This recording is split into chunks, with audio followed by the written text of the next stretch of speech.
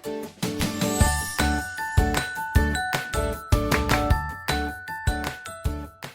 Students, very welcome to on exam Niti. सही नीति सही दिशा। स्वागत है आप सबका एग्जाम नीति पर मेरे यानी माधवी कुशाग्र गौड़ के साथ। कैसे हैं आप सब?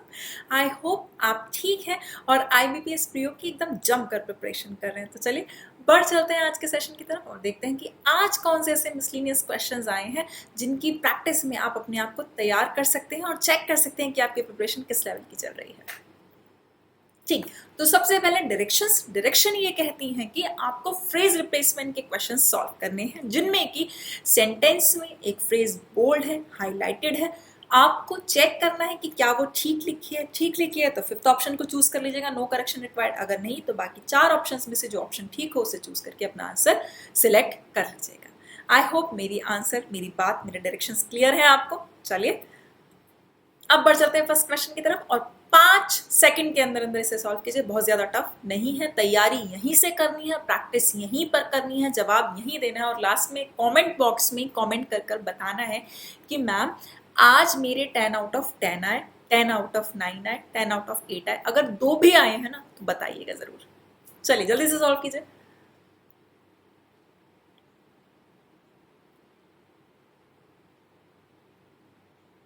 Times up. देखिए, contemporary best practice holds that new modern मतलब मॉडर्न बेस्ट प्रैक्टिस ये कहती है कि इंपोर्ट ड्यूटीज जो है, इंपोर्ट जो कर लगते हैं इंपोर्ट पर, शुड नॉट बी, शुड के बाद अगर बी लगता है, शुड के बाद अगर बी लगता है तो उसके बाद हमेशा वर्ब में थर्ड फॉर्म लगनी चाहिए। ठीक, क्यों? क्योंकि ये पैसिव में होता है।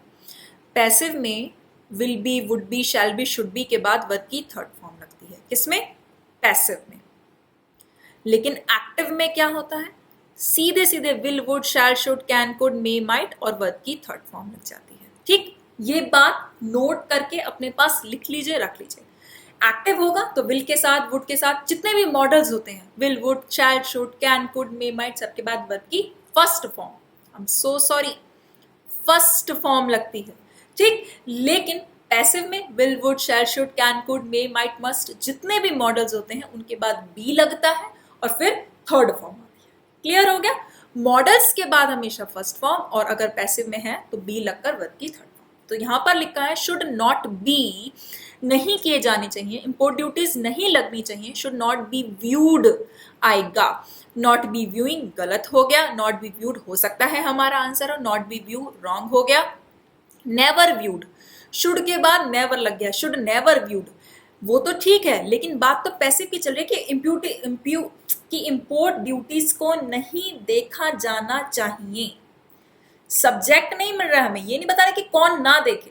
ठीक, लेकिन इंपोर्ट ड्यूटीज को नहीं देखा जाना चाहिए, पैसिव की बात चल रही है, सब्जेक्ट मिसिंग है तो इसलिए बी तो जरूर लगेगा यहाँ पर शुड के बाद। एक्टिव होता तो फिर यहाँ पर शुड के बाद सीधे सीधे वर्ब की फर्स्ट फॉर्म लग जाती, लेकिन ये पैसिव बात है, सब्जेक्ट नहीं है, इसलिए नेवर तो यहाँ पर आएगा नहीं।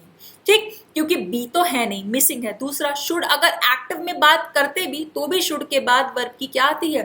फर्स्ट फॉर्म आती है, थर्ड फॉर्म तो नहीं आती एक्टिव में, तो इसलिए इस हिसाब से भी ये गलत हो गया। नो करेक्शन रिक्वायर्ड, नहीं करेक्शन तो चाहिए क्योंकि ये बात हमें यहीं से पता चल गई कि शुड नॉट बी व्यू नहीं होगा, व्यू। आगे बढ़ते हैं। शुड नॉट बी व्यूड, नहीं देखा जाना चाहिए as a revenue source, revenue source की तरह से इंपोर्ट ड्यूटीज को नहीं देखा जाना चाहिए। ऐसी मॉडर्न बेस्ट प्रैक्टिस तो यही कहती है। ठीक है, समझ में आया कि will be, should be, shall be, can be, could be, may be, might be, इन सब के बाद हमेशा वर्ब की थर्ड फॉर्म लगती है। एज अ स्पेसिफिक एक डिटरमाइनर लगा है किसके लिए? नाउन के लिए। रेवेन्यू सोर्स एक कंपाउंड नाउन है ना, कि राजस्व का जरिया, राजस्व के सोर्स की तरह से, एक राजस्व के सोर्स की तरह से, तो इसलिए यहाँ पर आ लगा है, वो भी बिल्कुल ठीक है। तो आंसर जल्दी से चेक कर लेते हैं, आंसर है ऑप्शन नंबर 2। आगे बढ़ते हैं, नेक्स्ट क्वेश्चन को देखते हैं। लंबा है लेकिन टफ नहीं, पढ़िए जल्दी से।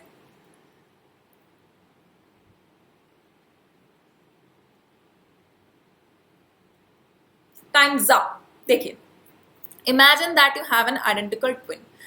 इमेजिन करिए कि आपका बिल्कुल आपके जैसा दिखने वाला भाई या बहन है, ट्विन है वो आपका। एंडोड, एंडो के बाद इन नहीं लगता, एंडो के बाद एट नहीं लगता, करेक्शन तो चाहिए, फिफ्थ कट गया। एंडोड विद लगता है, एंडोड विद, एंडोड विद, यानी कि जो कि गिफ्टेड है, जिसे ऊपर वाले ने दिया है, सौंपा है, क्या किया है, the same brains, same intellectual capability है, सोचने का तरीका, समझने का तरीका, दिमाग सेम है, एंड नेचुरल टैलेंट्स, और नेचुरल टैलेंट्स भी सेम है जो कि आपके पास है, जो आपके पास है जैसे इंटेलेक्चुअल कैपेबिलिटी और टैलेंट्स, वैसे ही उसके पास है जो कि आपका ट्विन है। अब यहां पर देखिए, with a same brains, brains भी लिखा है और आ भी लिखा है, कैपेबिलिटी एक सेम कैपेबिलिटी नहीं, वही सेम स्पेसिफिक, वही सेम कैपेबिलिटी, इसलिए ये भी कट गया, फर्स्ट कट गया, सेकंड कट गया, अब बचे थर्ड और फोर्थ में रेस है। Endowed with the same brains, जो कि सेम ब्रेन्स के साथ है और उसके नेचुरल टैलेंट्स भी वही हैं, दैट जो कि आपके पास है, हो सकता है थर्ड हमारा आंसर हो, एक बार फोर्थ और चेक कर लेते हैं।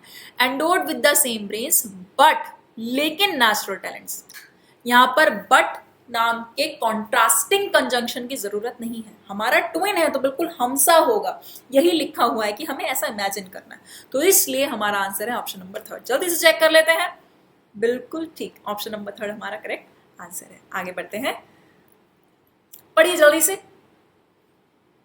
5 सेकंड के अंदर अंदर इसको सॉल्व कर दीजिए, बहुत ज्यादा टफ नहीं है, तभी तो प्रैक्टिस होगी एग्जाम में, कैसे करेंगे वरना।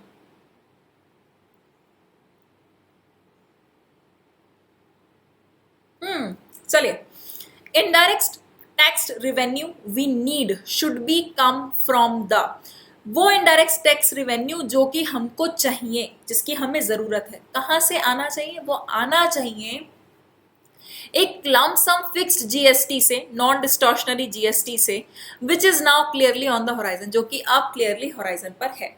ठीक, देखिए, indirect tax revenue we need, वो इनडायरेक्ट टैक्स रिवेन्यू जो हमें चाहिए, वी आर नीडिंग, नीड में कभी भी आईएनजी नहीं लगता, मैंने आपको पढ़ाए थे वर्ब, कुछ स्पेसिफिक वर्ब जैसे ओन हुआ, नीड हुआ, नो हुआ, हैव हुआ, इन सब में आईएनजी नहीं लगता, मैंने आपको पहले भी बताया था 5 rules is equal to 5 marks वाले टॉपिक में, तो ये तो गलत हो गया।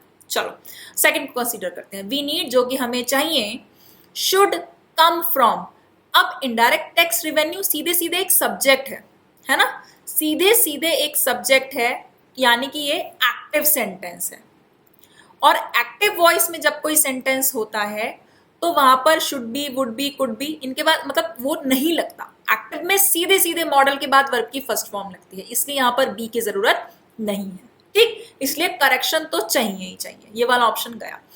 अब वी नीड जो हमें चाहिए, शुड कम, शुड के बाद वर्ब की फर्स्ट फॉर्म, जो कि हमें चाहिए, कहां से चाहिए, from the non distortionary GST से, जो हमको चाहिए, जो कि क्लियरली अब हॉराइजन पर है, तो हमारा क्लियर आंसर तो ये होना चाहिए। वी विल नीड जिसकी हमें जरूरत होगी, शुड कम बाय द, वो किसकी तरफ से आने चाहिए, बाइक तो जनरली एजेंट के लिए लगता है, और नॉन डिस्टॉर्शनरी जीएसटी तो लिविंग तो है नहीं, कोई व्यक्ति तो है नहीं, तो यहाँ पर बाय की जरूरत नहीं है। चलो आगे पढ़ते हैं, वी आर नीडेड जिसकी हम जरूरत में है, सेंस नहीं दे रहा, जब हमारे पास सीधे सीधे सब्जेक्ट है तो फिर हम आधा हाफ पैसिव क्यों बनाएंगे, हम क्वासी पैसिव क्यों बनाएंगे, इसलिए we are needed plus should be come, फिर दोबारा यहाँ पर एक्टिव चल रहा है, उसको भी इन्होंने पैसिव में चेंज कर दिया, फिर आगे भी शुड बी कम लिख दिया, ये बात भी ग्रामेटिकली फिट नहीं बैठ रही, क्यों, क्योंकि हमें सेंटेंस की स्टार्टिंग में ही सब्जेक्ट मिल चुका है, तो हम उसको अननेसेसरली लंबा क्यों करें, अननेसेसरली पैसिव क्यों बनाएं, पैसिव तो तब बनाते जब हमारा सब्जेक्ट नहीं होता है ना, इसलिए हमें यहाँ पर इसकी जरूरत नहीं है, हमको सीधे सीधे शुड के बाद वर्ब की फर्स्ट फॉर्म लगानी है, तो हमको समझ में आ गया कि हमारा आंसर है ऑप्शन नंबर 2। अब जल्दी से चेक कर लेते हैं, ठीक, ऑप्शन नंबर 2 हमारा करेक्ट आंसर है। आगे बढ़ते हैं, अगले क्वेश्चन को देखते हैं, जल्दी से पढ़ के सॉल्व कीजिएगा, बहुत ज्यादा टफ नहीं है, और अगर आपको लॉजिक, अप्रोच, कॉन्सेप्ट, तरीका सब कुछ समझ में आ रहा है ना, अगर आपको लग रहा है ना ये सब आपके ही लेवल का है, तो जल्दी से आप सेशन को लाइक जरूर कर दीजिए।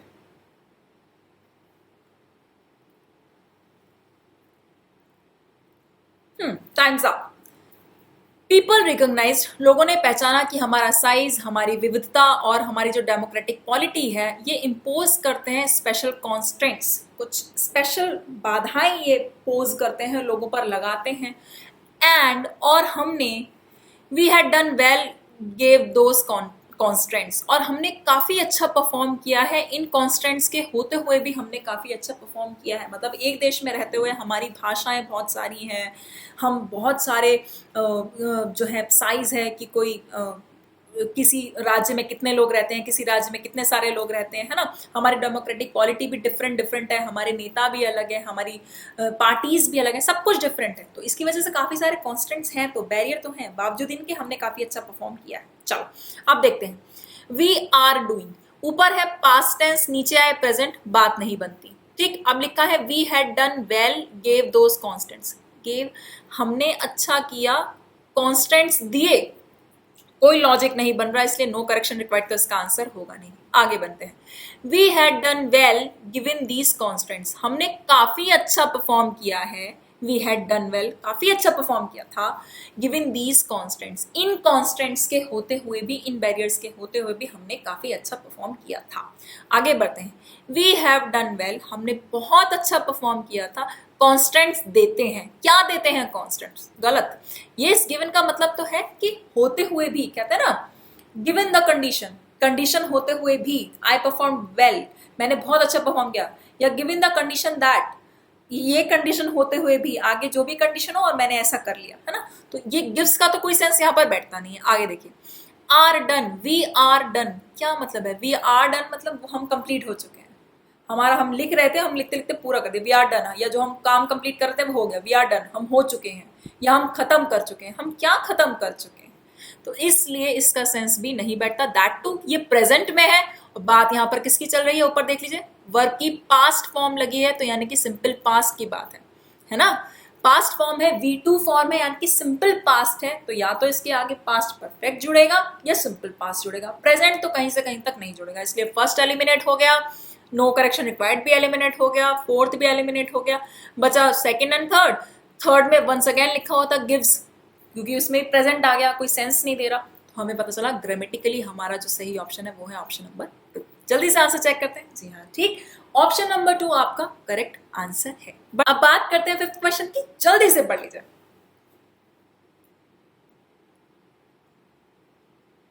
Times up. भाई सेशन पसंद आ रहा है, मैं बीच में छोटा सा इंटरप्शन करूंगी कि सेशन पसंद आ रहा है, चीजें समझ में आनी, तो एक बार लाइक जरूर किया करिए, है ना। लाइक से ही तो आपकी मुझे सपोर्ट मिलता है, बिल्कुल किया करिए ताकि मैं और भी नए सेशंस लेकर आऊं। तो India had significant stakes, India के सिग्निफिकेंट स्टेक्स थे यूएन की हाई लेवल मीटिंग में, हाई लेवल यानी कि बहुत ज्यादा इंपॉर्टेंट, एक जो इंपॉर्टेंट और काफी ऊंचे तबके की एक मीटिंग थी जो कि पॉल्यूशन पर बेस्ड थी, ऑन पॉल्यूशन फोकस्ड ऑन, जिसका पूरा पूरा फोकस इस बात पे था कि how to prevent increasing pollution, बढ़ते हुए पोल्यूशन को कैसे रोकें वर्ल्ड वाइड, जो कि पूरी दुनिया में बढ़ रहा है, उस पोल्यूशन को कैसे रोकें। चलो, हाईएस्ट लेवल, एडजेक्टिव की फॉर्म है हाई लेवल, वो अपने आप में एक बना बनाया एडजेक्टिव है, उसकी कोई फॉर्म नहीं है, हाईएस्ट लेवल, हायर लेवल, कुछ नहीं, रॉन्ग। अगला पढ़िए, हाई लेवल्स, हाई लेवल एक करेक्ट एडजेक्टिव नहीं है। दूसरा, एट पॉल्यूशन नहीं, पॉल्यूशन पर नहीं, पॉल्यूशन के ऊपर बेस्ड थी, ऑन पॉल्यूशन, एट तो प्लेसेस के लिए लगता है ना, इसलिए ये भी रॉन्ग हो गया। आगे पढ़ते हैं, UN high level meet with population, meet with तो एक फ्रेजल वर्ब होता है जिसका मीनिंग होता है कि अचानक से हो जाना, ठीक, अचानक से हो जाना, तो पॉल्यूशन अचानक से तो हुआ नहीं है, चलो तो इसका भी कोई सेंस नहीं बन रहा, मीटिंग अचानक से पॉल्यूशन पर, कोई सेंस नहीं दे रहा। आगे पढ़िए, high leveling meeting on pollution, high level जब अपने आप में एक करेक्ट एडजेक्टिव है तो उसकी फॉर्म कैसे बदल सकते हैं, भाई ब्यूटीफुल तो एडजेक्टिव है ही ना, ब्यूटीफुलर तो कुछ नहीं होता, उसी तरह से लेवलिंग नहीं आएगा, ये कोई वर्ब नहीं है, तो ये ऑप्शन भी कट हो गया, यानी कि नो करेक्शन रिक्वायर्ड इसका आंसर है। पढ़कर देख लीजिए कैसे, यूएन से पहले दा लगा है, ठीक है, फेडरेशन से पहले दा लगता है, हाई लेवल एक एडजेक्टिव है, बिल्कुल ठीक है, एडजेक्टिव है जो कि किसको क्वालिफाई कर रहा है, मीटिंग नाउन को, ठीक, क्लियर हो गया। ऑन पॉल्यूशन, पॉल्यूशन के ऊपर जो एक हाई लेवल की उच्च तबके की मीटिंग है, कहां पर, यूएन में, इन द यूएन, पूरी बात ठीक है, ग्रामर ठीक है, चीजें समझ में आए, इफ यस तो लाइक जरूर करिए, please give your thumbs up. अब आगे बढ़ते हैं, आंसर चेक करते हैं, आंसर है option number 5, that is no correction required. अब आपको एरर डिटेक्शन के क्वेश्चंस मिलेंगे। कैसे? कि एक सेंटेंस के पार्ट्स हैं और उन पार्ट्स में आपको 2 जगह एरर मिलेगी, आपको बताना है कि एरर कहाँ कहाँ है। चलिए पढ़िए और जल्दी से सॉल्व कीजिए, क्योंकि बहुत ज्यादा बड़ा क्वेश्चन नहीं है।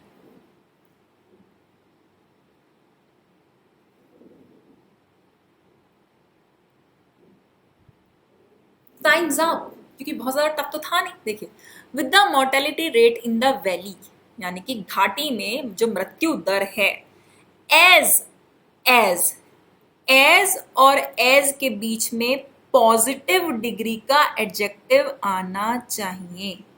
नेगेटिव पॉजिटिव डिग्री का एडजेक्टिव आना चाहिए, ना कंपैरेटिव डिग्री का, ना सुपरलेटिव डिग्री का।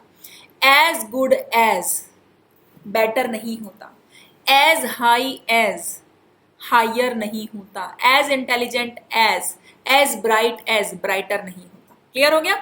तो एज हायर नहीं होगा, एज हाई होगा। As high as 73% we need to, valley में यानी कि घाटी में जो मृत्यु दर है वो 73% है, तो इसलिए वी नीड टू एनकरेज, हमें एनकरेज करना है लोकल्स। लोकल्स मतलब तो होता है एरिया या प्लेस, इसका कोई सेंस नहीं है, इसलिए हमें वहां पे रहने वाले लोकल लोगों को, रॉन्ग वर्ड यूज हुआ है लोकल्स, हमें वहां रहने वाले लोकल लोगों को, locals, to build hospital, encourage करना होगा कि वो हॉस्पिटल्स बनाएं, हॉस्पिटल्स बिल्ड करें। तो इसका आंसर है, हमको एरर दिखती है एक तो बी में, और दूसरा हमको एरर दिखती है किसमें? डी में, बी और डी में, बी और डी, बी और डी, बी और डी। ऑप्शन नंबर 4 हमारा करेक्ट आंसर है। चेक कर लेते हैं। जी हाँ, ठीक, पता होना चाहिए कि लोकल्स मीन्स प्लेस और एरिया। आगे बढ़िए, जल्दी से बताइए इसका क्या आंसर होगा। पबजी के बारे में भाई बहुत इंटरेस्ट से पढ़िएगा, और अगर अच्छा ना लगे तो मुझसे गुस्सा मत होइएगा, ऑथर का क्वेश्चन है, मेरा नहीं है। Times up. बेलिजरेंस यानी कि उग्रता, लड़ाई झगड़े की भावना। In some, teenager, teenager, boys and girls. Boys and girls क्या है? नाउन है। नाउन को क्वालिफाई कौन करेगा? एक दूसरा नाउन। नाउन को क्वालिफाई क्या एक दूसरा नाउन कर देगा? नहीं, क्योंकि टीनेजर का मतलब तो खुद वही होता है कि वो व्यक्ति जो 13 से 19 साल के बीच का, 13 एंड 19 के बीच का, क्योंकि 12 में टीन आता नहीं है, 20 में टीन आता नहीं है, इसलिए टीनेजर होता है 13 से 19 तक का व्यक्ति। तो इसलिए हमको नाउन नहीं एडजेक्टिव चाहिए, क्योंकि नाउन नहीं एडजेक्टिव क्वालिफाई करता है, तो इसलिए यहाँ पे क्या आएगा? Teenage. Teenage boys and girls may be linked to excess, बहुत ज्यादा पबजी के यूज से, EXCESS। सुपरफ्लुअस था, स्पेलिंग जो थी ना वो एकदम मिस्टेक थी, स्पेलिंग की भी मिस्टेक्स मिलती हैं, बहुत ज्यादा ध्यान रखिएगा। ACEACCESS का मतलब होता है किसी चीज में आपको परमिशन मिल जाना, और EXCESS का मतलब होता है बहुत ज्यादा अधिकता की वजह से। तो देखिए, कुछ टीनेज बच्चों में, किशोर लड़के और लड़कियों में जो कि पबजी से जुड़े हुए हैं, उनके एक्सेस यूज की वजह से, बहुत ज्यादा यूज की वजह से इन दिनों उग्रता देखी जा रही है, उनमें बहुत ज्यादा लड़ाई मारपीट की भावना आ रही है। तो एक तो सी में एरर है भाई, ऐसा उनका कहना है, मैं पबजी के बिल्कुल खिलाफ नहीं हूँ, ठीक है। एक तो बात सी की है और एक बात ए की है, ANC। हाँ, ऑप्शन नंबर 4 में एरर है। क्यों? क्योंकि टीन एज एडजेक्टिव होता है जो कि बॉयज एंड गर्ल्स नाउन को क्वालिफाई कर रहा है। टीनेजर अगर लिखेंगे तो वो तो खुद ही नाउन हो जाएगा, फिर बॉयज एंड गर्ल्स की जरूरत भी नहीं होगी। क्लियर है? चलिए आगे बढ़िए। Despite of threats of strike action, the management remain hopeful that an agreement can be reach. अगर पीछे वाले जब मैं क्वेश्चंस बता रही थी ध्यान से सुने हैं तो ये भी सॉल्व हो जाएंगे, फ्रेज रिप्लेसमेंट वाला ये क्वेश्चन बहुत आराम से एक एरर आपको मिल जाएगी। Times up. डिस्पाइट के बाद सबसे बड़ी बात, कभी ऑफ नहीं लगता, कभी नहीं लगता। या तो बोलिए इन स्पाइट ऑफ, या बोलिए खाली डिस्पाइट। चलो एक बात तो कंफर्म हो गई, ए वाला पार्ट रॉन्ग है। ए किस किस में है? फर्स्ट वाले में है और इसमें है, यानी कि बी हटा दीजिए अभी, और थर्ड वाला भी हटा दीजिए। नो एरर, एरर तो है। चलो अब ए और फर्स्ट और फोर्थ के बीच में कंपटीशन है, पहले बी वाला चेक कर लेते हैं जल्दी से। थ्रेड्स ऑफ स्ट्राइक एक्शन, नहीं इसमें कोई एरर नहीं है, कट कर दीजिए, बचा एक। अब डी वाला पढ़ लीजिए जल्दी से। An agreement can be, will be, would B, shall B, should B, may B, must be, might B, ये सब पैसिव के स्ट्रक्चर होते हैं और हर पैसिव में, जल्दी से बोलिए, हर पैसिव में वर्ब की थर्ड फॉर्म आती है।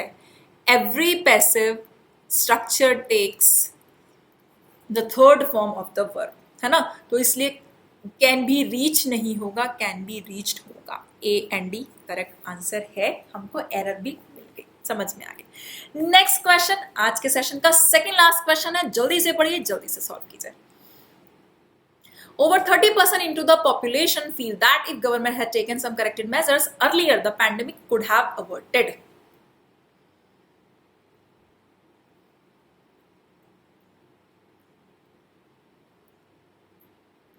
Times up. क्यों? देखिए, 30% से ज्यादा पॉपुलेशन का हिस्सा, ठीक, over 30% of the population, into the नहीं, पॉपुलेशन में नहीं, पॉपुलेशन का 30% से ज्यादा की पॉपुलेशन जो है, की पॉपुलेशन फील करती है कि अगर गवर्नमेंट ने हैड टेकन, सही स्टेप लिए होते, एक क्लॉज में हैड और वर्ब की थर्ड फॉर्म आ गई, तो दूसरे क्लॉज में would have, could have, should have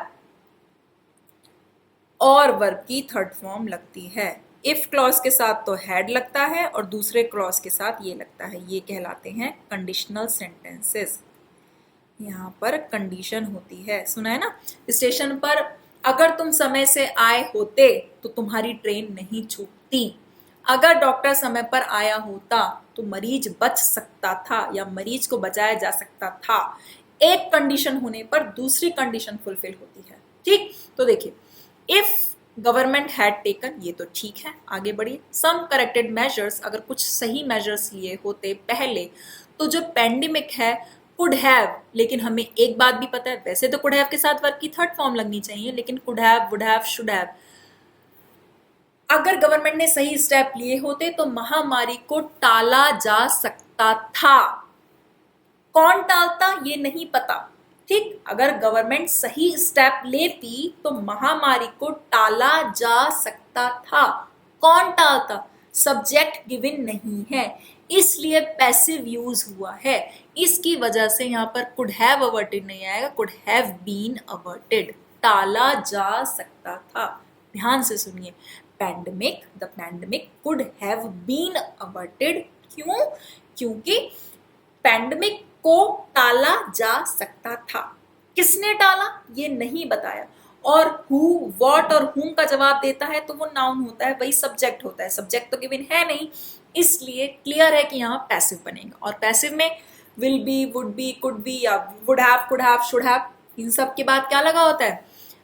been लगाता है। अगर सिंपल, अगर यहाँ पर सिर्फ कुड होता तो बी लगता, लेकिन कुड हैव आया, क्यों? क्योंकि ये कंडीशनल है। लेकिन अगर एक्टिव होता, एक्टिव वॉइस में कंडीशनल बनता तो कुड हैव और वर्ब की थर्ड फॉर्म, क्योंकि ये पैसिव वॉइस में बना है इसलिए कुड हैव, पैसिव वॉइस में अगर इसका कंडीशन बनता है तो कुड हैव, उसके बाद बीन और उसके बाद वर्ब की third form.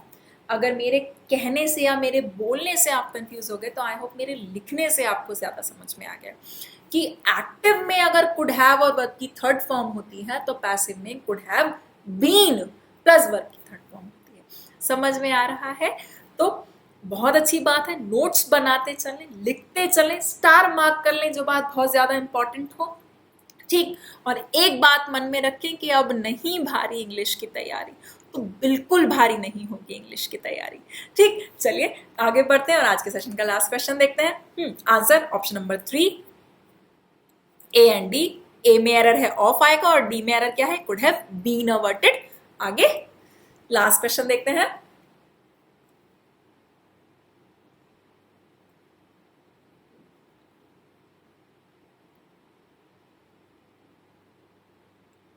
Times up. Simple सी बात है, माई एल्डर ब्रदर, मेरा बड़ा भाई, सिंगुलर सब्जेक्ट है और प्रेजेंट टेंस में लिख लीजिए, इसको स्टार बनाइए, नोट कर लीजिए। प्रेजेंट टेंस में सिंगुलर सब्जेक्ट के साथ वर्ब भी सिंगुलर आता है, एस या ईएस लगता है, ठीक। इसलिए डू नहीं लगता, क्या लगता है? डज लगता है। My brother does, my elder brother, मेरा बड़ा भाई, डज नॉट माइंड, बुरा नहीं मानता है, माइंड के बाद कभी भी टू नहीं लगता, माइंड के बाद हमेशा और हमेशा जीरंड लगता है, GERUND, जीरंड मतलब वर्ब में ING। माइंड के बाद कभी भी इंफिनिटिव का यूज नहीं होता बल्कि जीरंड का यूज होता है, इसलिए आएगा does not mind being disturb, disturb होने से वो बुरा नहीं मानता। While he is playing games on computer, जब वो कंप्यूटर पर गेम्स खेल रहा होता है और कोई उसे डिस्टर्ब करे तो वो बुरा नहीं मानता है। यानी कि जो एरर है हमको दिखाई दी किस किस में है, ए पार्ट में और बी पार्ट में। आई होप आपको ये सेशन क्लियर हो रहा है, चीजें समझ में आ रही हैं, ग्रामर समझ में आ रही है, रूल्स समझ में आ रहे हैं, अप्रोच समझ में आ रही है, कॉन्सेप्ट समझ में आ रहे हैं, और फिर भी कुछ बचता है तो मैं बार बार कहती हूँ और फिर कहती हूँ t.me/एग्जाम नीति जुड़िए और सवाल पूछिए, जितने मर्जी उतने पूछिए। तब तक के लिए पढ़ते रहिए, तैयारी करते रहिए। Thank you. अंटिल देन, कार्pe diem।